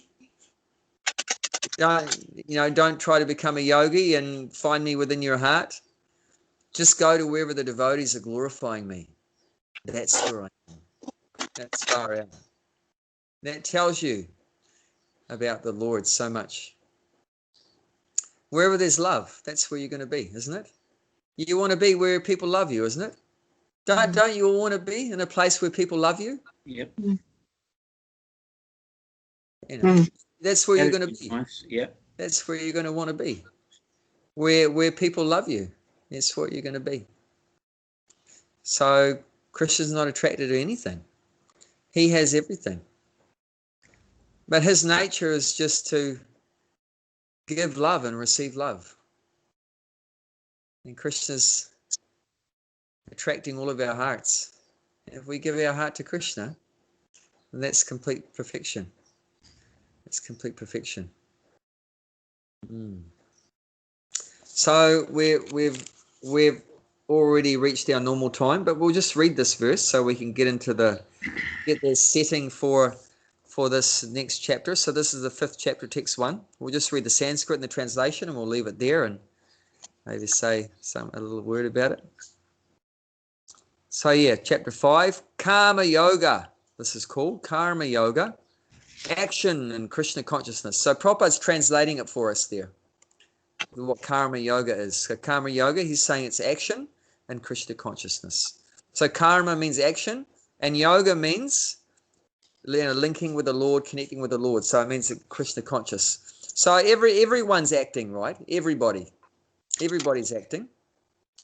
But we want to make our karma, our acting, connected with the Lord. So we want to do it in Krishna consciousness. So how to act in Krishna consciousness. And this is how a devotee lives, is acting. You can't stop acting. We've talked about that before. But you can't stop acting. Arjuna wanted to stop acting. He wanted to stop fighting, right? And Krishna chastised him. You're a fool, Arjuna, if you think you can stop acting. You can stop fighting. You can't stop acting. All you want to do is continue acting. You can't stop it, but you want to act in Krishna consciousness. So you want to connect it with Krishna, make it karma yoga. Okay, so let's recite the Sanskrit. Arjuna uvacha sanyasam karmanam Krishna purna yogam chasam shashi yashreya etayorekam tanme bruhi sunischitam. Okay, Bob, you want to read the English? O Krishna, first of all you ask me to renounce work, and then again you recommend work with devotion. Now will you kindly tell me definitely which of the two is more beneficial? Okay, so this chapter starts off with a question from Arjuna, which is the right thing to do. One of the functions of the disciple is if you have a doubt, as a disciple, if you have a doubt, because in the 2nd chapter, Arjuna said to Krishna, I'm bewildered about what I should do. I'm confused about my duty, and now I surrender to you. I want to become your disciple. Please instruct me. So Arjuna has surrendered to the spiritual master. He's accepted Krishna as a spiritual master. They were friends. Remember, Krishna and Arjuna are friends. But you're not gonna learn much as friends. You're going to learn if you have a spiritual master, because you have to accept what he says. If a friend tells you something, you don't have to accept it, do you? Because you're like on an equal level, isn't it? If a friend says, hey mate, chant Hare Krishna, you say, nah, I'm not going to chant Hare Krishna now, maybe later or whatever. But if your guru says, chant Hare Krishna, then you've already promised that you have to do what he tells you, so you have to do it. So this is he's accepted Krishna as a spiritual master, and whatever doubts we have as a disciple, then we should ask questions. So here Arjuna has a doubt. He's heard some things from Krishna acting as a spiritual master, and is a little bit maybe seeming contradictory to Arjuna. It seems like he's heard some things from Krishna that have indicated to Arjuna that he should renounce work, means give up work. And he's also heard things from Krishna saying you should work with devotion. So he's got a doubt there. So which is it? One place you say I should renounce work, and another place you said that I should work in devotion. So he's saying now, just give me a definite answer. Give me a definite answer. Of those two options, what's better? Giving up work is better, or working in devotion is better? And what Krishna's going to say is working in devotion is better. Actually, Krishna never recommended to give up work, to renounce work. That was a misunderstanding for Arjuna to think like that. And many people have this idea about giving up work. Of course, what is the very bad thing? We'll just finish off something to think about for this week. What is the very bad thing that hurts us a lot that comes with our work? Being attached to the work? Yeah, we get attached to the work. Not so much attached to the work, but what are we getting attached to? The result, the fruit. Yeah, the outcome, the fruit, the result of the work. And what's bad about that? So what? I'm attached to the money, and I'm attached to my position and power and everything like that. And what's wrong with that? Well, it's back into the me consciousness. I'm working for me and or for my family or my children or my car or whatever. It's all about. Well, what's wrong with me thinking about my family? Now you're saying it's wrong to think about my family and my car, and so what's wrong? What's wrong with that? What we're taking it all belongs to Krishna. We're taking away. Yeah, that's right. Yeah, we're like thieves because we're taking Krishna's property, so that's bad. So yeah, that's your bad karmas there. And also in that consciousness, what happens when you die in that consciousness? You're thinking about my family and my house and my car. What's going to happen? Then you got to be like, next life you become same thing. Like, yeah, what we're talking about, right? Whatever's in your consciousness, that's what you're going to become that. So you end up continuing another birth in the material. So that's what's entangling you. So this karma acting, this working is entangling us because you're getting attached to particular places and people and the results and all these things is causing you to take another body. That's why you have to take birth again. And then, of course, if you take birth again, what comes with that? Old age, death, and disease. Old age, death, and disease. So you got the whole package because of that. Because you took birth again, you have to take the whole package. You can't say, I want to take birth, but I don't want to die. You have to get everything. I want to take birth, but I want to be in this material world, but I don't want to grow old. You can't do that. It's the whole package. So that's what's keeping you roped in as you're working in the material world, becoming attached to the results, to the different other family members and so forth. It's becoming entangling. So Krishna did say that this kind of work is entangling. But what Arjuna hasn't been able to follow is that kind of work, yes, you have to give that up. That kind of work for sense gratification, for enjoying the results, fruit of work, yes, you should give that up. But not give up duty. Your duty. But you have to do the same work as a matter of duty for the pleasure of Krishna, not for your sense gratification, not for your sake, but for Krishna's sake. So Arjuna's missed the link, the yoga part. He's missed the link. Krishna said, if you work for sense gratification, for fruit of results, that's entangling. You have to give that up. However, you should work in devotion. So Arjuna has apparently missed that link. He hasn't missed the link because he's already a devotee, but Krishna is using Arjuna as an ordinary ignorant person. He's put Arjuna into a kind of maya or illusion to be an ordinary person like us so that we can learn the lesson. Don't ever think Arjuna is ignorant. That why is he asking such a dumb question? Like that. No, Krishna has covered him over with a kind of illusion to make him think like an ordinary person, so that we, even 5,000 years later, and everyone else has got so much benefit from the answers. So does that make sense? Yeah. But Krishna is going to definitely answer that question about, should I give up work or work and devotion, which is better? He's going to definitely answer that in this chapter, so that we won't have that doubt anymore. And we see so many people, even here. I mean, I'm living in the countryside here. There's so many people have given up their work. Oh my God. Oh my God. And they think that they're advancing. I don't know towards what, but, they think this is progressive, to just run away from society and give up work. There's people living up in the mountains. I've even got on our little property, which is 2.25 hectares, I've got a 2-story tree house, and a tree that's hanging over the river, and the tree that someone used to live in that, because all their rotten possessions are still in it, and I have to figure out how to demolish it before it falls into the river.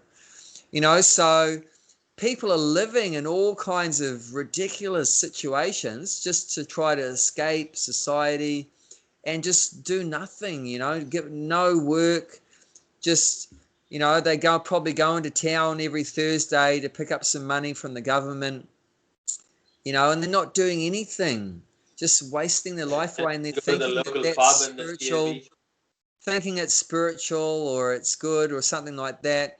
But actually, they're still being entangled, because it's all still centered around, instead of my fancy house, it's my tree hut, my tree hut with, and my tree and all this thing. And there was bags of rubbish there left there. I mean, this is completely in the mode of ignorance, so dirty. Bags full of beer cans. See, work, ordinary work, that's in the mode of passion, in trying to enjoy the fruits. But even worse than that, do you know what's worse than that? Just being a fruitive worker? What's worse than that? Not working at all. Not working at all. That's mode of ignorance. That's not getting anywhere. That's going backwards. Because it's no service. It's not service. Yeah, there's no service. You can't get a result unless you do work. So sure, they get a passionate result, which leads to some suffering, but unless you can progress from the mode of passion maybe into the mode of goodness, if you have good association, you can be taught to work, like we can be taught to work in devotion. Okay, I'm working for my own selfish enjoyment, so all I've got to learn now is to work in devotion. I'm already working. It's nothing new. I don't have to change my work. All I've got to learn now is one little secret. Hey, mate, instead of working for you to enjoy the results, you give the results to the Lord to enjoy, and you'll enjoy it even more better. So we've only got to be taught that little secret, and that's going to make it perfect. But for someone that doesn't work at all, they don't even have any inspiration to work. They're just laziness and sleep all the time. This completely destructive mentality, waste of time, wasting our life, and you're not getting. But these people often, they're thinking that they're better because they're not, involved in all this materialistic activities. That's why they say that. Better. That's why they say, do not argue with the stupid people. First thing they do, they will bring it down to their own level, and then they will beat with their experience.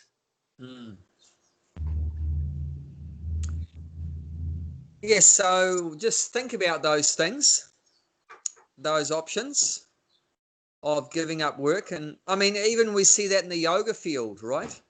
That a lot of yoga teachers, they get really into yoga. Yeah, this is real spiritual and everything. I'm going to give up my job. And often they run into great difficulties, even like maintaining themselves. They find, Jayanti could tell a lot about that. Even they find that they're very ambitious, thinking I'm going to maintain myself from teaching yoga, but eventually they find that they can't, and they have to go back to, to getting a job or whatever like that, or they completely give up yoga and so many things. So that's a mistake to think, oh, I'm going to be more spiritual if I give up work. Not necessarily. Not necessarily. Best is to learn how to work in devotion. So Krishna's going to teach us in this chapter how to work in devotion and to get out of the mode of ignorance. So that's it from me. Anyone want to say anything? Anyone has any comments or any questions? Just like Arjuna has questions, if you have questions. I've got a question. Yep. That, like now I'm in the class, I can hear that whatever you're saying, my mind is there. Soon I start to get a bag of chanting, mind goes everywhere. Just like means what I'm like, doing the chanting, but it's just going there to be what I need to pay the bill, and then if Brett says need to do this one, and then things like that, or like it's like it's not getting steady to then I have to bring it back. I'm chanting what I'm doing right now, chanting. It still goes. So Krishna recommends, because Arjuna says in the 6th chapter that the mind is like the wind, like it's all over the place. So like when you're chanting, it's like the wind, right? It's all over the place. And what does Krishna say in response to his question is that he agrees with Arjuna. I agree with you, Arjuna. It is difficult to control the mind. He agrees with Arjuna. He knows what the conditioned soul has to go through because he's in our heart too. He sees our struggles. So he says, undoubtedly it's difficult, Arjuna. He says, but, however, it is possible to control the mind. It is possible by constant practice. That's what, Gulshan, you were saying that yourself earlier. If you do 40 days, whatever, just make the new habit. Of constant practice and detachment. So what are you supposed to constantly practice? Constantly practice chanting. Constantly practice hearing about Krishna. Constantly practice worshipping Krishna. These 9 processes, devotional service. Constantly practice them. And detachment. Detachment from what? And try to stay away from sense gratification. This meat eating, intoxication, illicit sex, gambling. This will make it worse. This will make it impossible. So you have to stay away from the negative things that make our Krishna consciousness go down. Stay away from the unfavorable things and do more. Practice the things that are good for our Krishna consciousness. Like, for example, what are some things that are good for our Krishna consciousness? What are some examples? What, from your experience, when have you felt the most Krishna conscious? When have you felt when's been your best times in Krishna consciousness? Yeah, association with devotees. So practice, make sure that's part of your daily routine, your daily practice, to associate with devotees. When I was in the kirtan on Friday night or whatever, I felt so good. Or when we had the Friday Fest prasadam, whatever, think whatever those things are that make you, or when I go to the temple, the farm, and do some service, when I, dig potatoes out at the farm or make a garland for Radha Gokulananda, I feel fantastic and I feel on cloud 9 for 5 days afterwards or whatever, so whatever it is that does it, then you should practice those things. Yesterday I got up at 4 o'clock and I chanted Hare Krishna, and it was so much better than when I usually do it at 9 o'clock at night at the end of the day. So then what should you practice? Doing that, find out what works. Okay, sure, you chanting at the end of the day after you're completely wiped out and you've got no energy left, and you're wondering why your mind's not under control, is because you're chanting at the worst possible time. Of course, you should chant any time, every time, but still there is better times. And the best time is after you wake up, when you've had a sleep, you're fresh, have a bath, splash some water on your face or whatever. There's the phone's not going, it's not time to go to work yet. The kids are still asleep. Everything else is nothing's happening yet. You know, now's your chance. Now's your best chance. So, you know, make that your practice. So constantly practice, you know, make life easy for ourselves. Excuse me, Abhay and everyone, I have to go. Okay. Hari Bol. Hare Krishna. Thank you. Thank you so much for your wisdom. Pleasure. See ya. See you next week. Yes. Bye. See you then. Take care. Hi, Bob. Yeah, so we have to practice things that are favorable to our Krishna consciousness. And then it's still going to be difficult. But if you keep practicing some things, you know, that slowly will become easier. I mean, I've had things in my life that I thought that I'm never going to be able to overcome. It's just too difficult. And yet now if I think about it, I'm not going to say what they are because then I might get puffed up and proud about it. But it just goes away.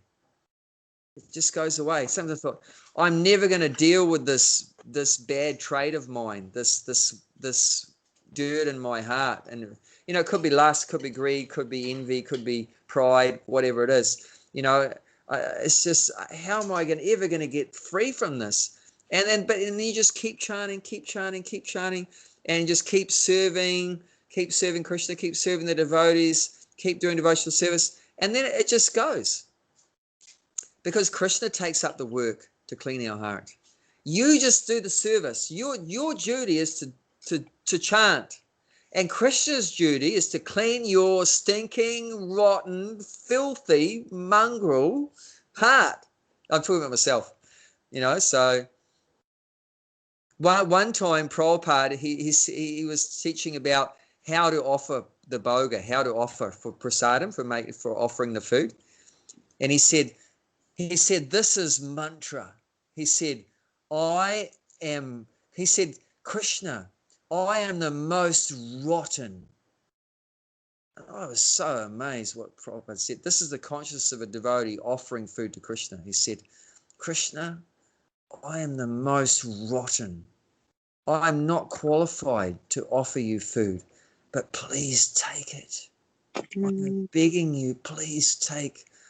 My guru has ordered me to offer food to you. I'm doing it on his order. I'm not qualified. I am the most rotten. So like that. So that's Krishna's job, to clean our rotten heart. Our job is to do what Krishna tells us to do. And he's telling us, you chant, mate. However good you are or however rotten you are, it doesn't matter. If you're a demigod, chant Hare Krishna. If you're a complete demon, chant Hare Krishna. And in whatever situation, Krishna will take up the... And he says that I am the well-wisher of my devotees, and I, seated in the heart of my devotees, will clean his heart. Who has taken up the chanting my messages, which were virtuous when properly heard and chanted.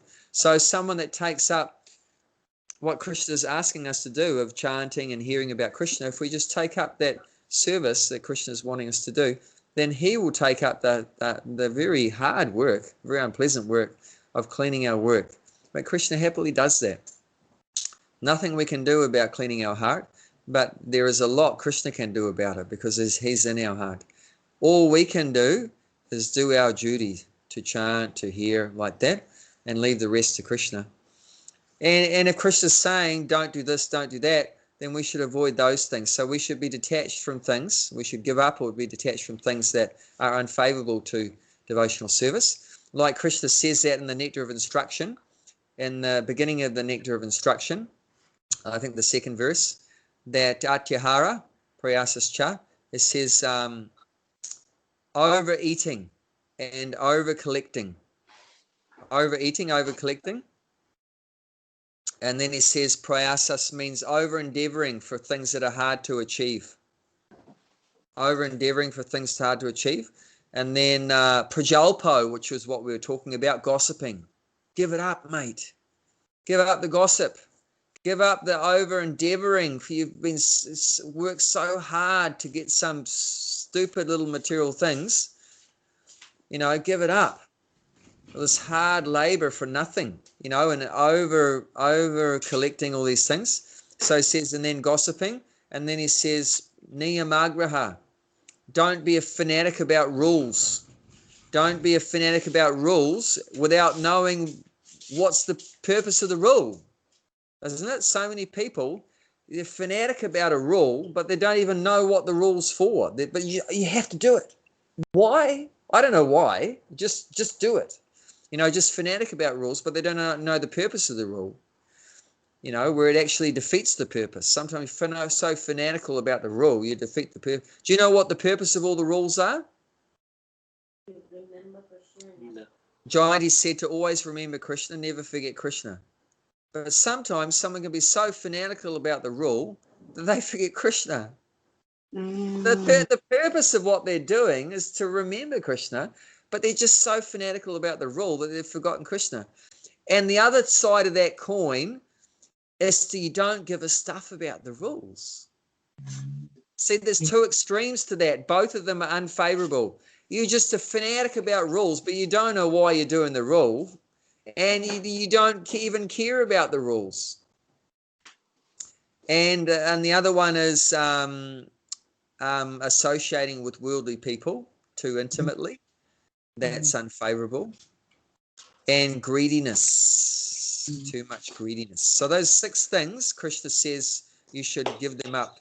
We have to. I know you have to go, Gulshan. To go to Bhakti tree. Feed the hungry masses. That's your duty. That's the rule. That's the rule, and that will help you to remember Krishna. And that's your karma yoga. You're absorbed in karma yoga. I got the Jnana yoga for 2 hours, and now next 2 hours karma yoga. Yeah. Thank you very much, everyone. Okay, take care. All the very best. Thank Best you. wishes. Krishna. Hare Krishna. Might see you today. Thank you. Hare Krishna. Hare Krishna. Thank you, Jayanti.